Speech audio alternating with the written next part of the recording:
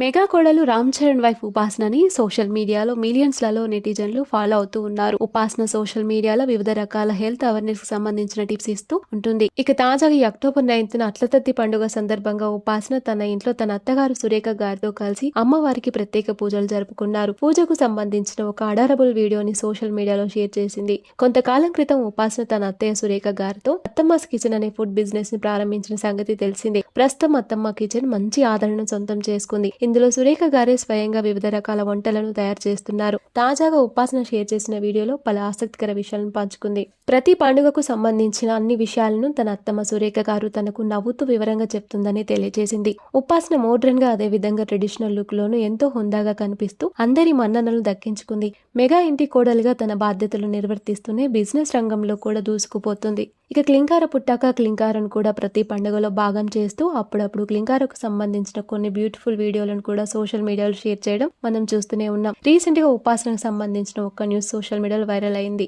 ఉపాసన ప్రస్తుతం రెండో బిడ్డకి జన్మనివ్వబోతుందని రీసెంట్ గా జరిగిన ఒక ప్రోగ్రామ్ లో ఉపాసన బేబీ బంప్ తో కనిపించడం, ఇక ఆ ఫోటోలు వైరల్ కావడంతో మెగా ఫ్యాన్స్ సంతోషం వ్యక్తం చేశారు. అయితే త్వరలోనే రామ్ చరణ్ ఉపాసనలు తమ రెండో బిడ్డ గురించి శుభవార్త చెప్పబోతున్నారని ఫ్యాన్స్ అంతా ఎంతో ఈగర్ గా వెయిట్ చేస్తున్నారు.